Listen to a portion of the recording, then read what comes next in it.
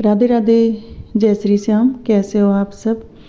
तो भाई, ये हम सब भाई बहनों की समस्या है। जो भी भाई बहन पूजा करते हैं जो और अपने घर में सभी सुबह शाम पूजा करते हैं। कुछ लोग सुबह नहीं लगाते तो शाम को ज़रूर पूजा पाठ करते हैं। तो जब हम पूजा पाठ करते हैं तो जब हमारे दिए की जो हम बाती लगाते हैं तो वो बाती बाद में बच जाती है।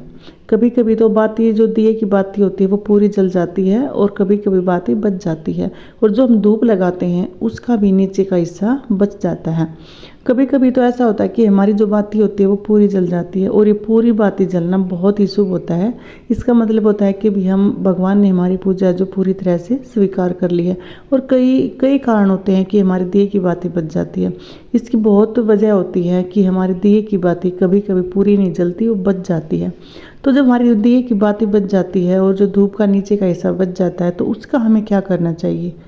ऐसा तो सभी करते हैं कि भी सभी भाई बहन ऐसा करते हैं कि उसको है ना कि किसी मिट्टी के पात्र में या फिर किसी भी बर्तन में उसको इकट्ठा कर लेते हैं। सभी करते हैं। जब हम अगले दिन हम दूसरी जोत लगाते हैं, दूसरी बाती लगाते हैं तो उस दिए से हम वो बाती हटा देते हैं और उसको साफ करके हम दोबारा लगाते हैं। तो हम उसको इकट्ठा तो कर लेते हैं। कई बार हम करते क्या है कि उसको महीना 15 दिन 10 दिन इकट्ठा होने के बाद हम उसको लेकर एक पन्नी में डालकर हम किसी भी चीज़ में डालकर उसको क्या करते हैं, हम बहते हुए पानी में प्रवाहित कर देते हैं। क्या हम ये सही कर रहे हैं?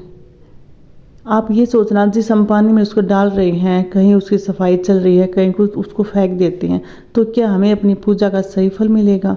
क्या आपको पता है कि जो दिए की बाती और जो धूप का बच जाता है उसमें कितनी शक्ति होती है?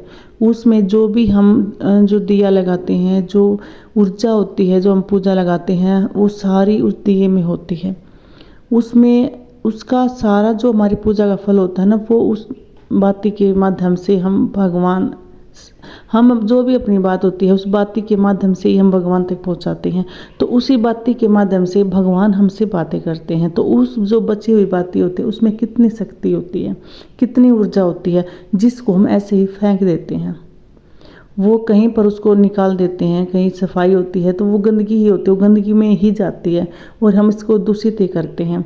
कहीं वो कूड़े में पड़ती है, कहीं पैरों के नीचे आती है, तो आपको लगता है कि आपकी पूजा का आपको पूरा फल मिलता है और फिर हम दोष देते हैं भगवान को कि हम इतने दिन से हम पूजा कर रहे हैं और पूजा का सही फल नहीं मिल रहा है। तो हमें जो दी की बातें बचती है उसका हमें पूरा ध्यान रखना चाहिए। ये नहीं होना चाहिए कि हमने जो दिया लगा दिया जो बचा हुआ वो ऐसे ही है, ऐसा नहीं होना चाहिए। हमें क्या करना है कि या तो हम किसी, अब जो हमारा खेत होता है हम उसके खेत में किसी कोने में उसको दबा दें, जो भी बातें बची हुई होती हैं उसको मैंने खेत में दबा दें, या अपने घर में कोई क्यारा है, कोई पेड़ है उसके नीचे दबा दें। हम ऐसा उसको कर सकते हैं। वो किसी के पैरों के नीचे नहीं आएगी, कहीं वो मतलब उससे दूषित नहीं होगा। सिर्फ जो भी जीव जंतु जो चींटियाँ वगैरह होती है उसका खाना बनेगा, वो एक बहुत ही अच्छा रहेगा। आप ऐसा कर देना। अगर आप ऐसा भी नहीं कर सकते हो तो आप घर में एक काम कर सकते हो कि जो आपने जो सारी बातें इकट्ठी की हुई हैं और जो धूप के जो वे नीचे के बच जाते हैं तो उसको भी माटी के पात्र में होता है ना भी, जो मिट्टी के होते हैं जो होते हैं ना, मिट्टी के पात्र में उसको ले लेना और उसको सारी चीज़ों को उसमें डाल देना और उसके ऊपर आप कपूर डाल देना। कपूर डालने के बाद आप उसमें थोड़ी सी चीनी डाल देना, मीठा ज़रूर डालना।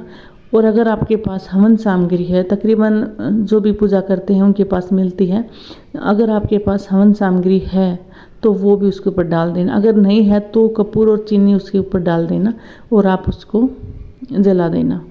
आप जो भी अपने देवता का, इष्ट देवता का मंत्र करते हैं या आप कुछ भी पढ़ते हैं, आरती करते हैं, आप उस टाइम वो करना और उसको हाथ से बुझा देना। आप फूंक नहीं मारना, उसको हाथ से ही बुझा देना और अपने घर में उसका, अपने पूरे घर में उसका धुआं आप कर सकते हो। और फिर उसको आप जो भी आपके पास तुलसा है, तुलसा की क्यारी के पास उसको रख देना और जब वो ठंडी हो जाए, ठंडी होने के बाद उसको आप छान लेना और उसको एक डिब्बी में भर कर रख लेना और जो बाकी बचे उसको आप अपने पेड़ पौधों में डाल देना। ये आपकी बहुत ही चमत्कारी बबूत बन के तैयार हो जाएगी।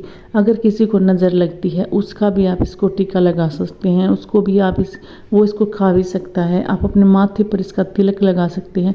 ये बहुत ही चमत्कारी जो तिलक है ना आपका वो बन जाएगा। इसमें बहुत ऊर्जा होती है, बहुत शक्ति होती है। जितने भी आप मंत्र करते हो ना सभी इसके अंदर होते हैं। आप इससे क्या होगा ना कि जो आप पूजा करते हैं आपको उसका पूरा फल भी मिलेगा। कहीं वो आप उसको गिरा भी नहीं रहे हो, किसी के पैरों के नीचे भी नहीं, वो जो भी ऊर्जा होती है वो आपके घर में ही रहेगी, वो कहीं बाहर नहीं जा रही है। और आप एक काम और भी कर सकते हो, जो भभूत बनती है जिसको हम वो भभूत ही होगी, वो बहुत ही पवित्र चीज़ बन चुकी है। तो आप दरवाजे के अपने गेट पर है ना उससे आप स्वास्तिक बना सकते हो। आप रोज़ काम करने के बाद उस पर स्वास्तिक भी बना सकते हो। इससे आपके घर में कोई भी बुरी आत्मा नहीं आएगी। तो आपको भी जो भी ये पूजा पाठ करते हैं उनकी ये बहुत बड़ी समस्या होती है, बहुत बड़ी समस्या होती है कि भी हम बची हुई बातें इकट्ठी तो कर लेते हैं लेकिन हमें उसका करना क्या है। तो आपको बस उसका एक छोटा सा काम करना है। आप ये काम करके देखना, आपको बहुत ही अच्छा लगेगा और आपकी बातें इधर उधर भी नहीं जाएगी और आपको अपनी पूजा का पूरा फल मिलेगा। राधे राधे।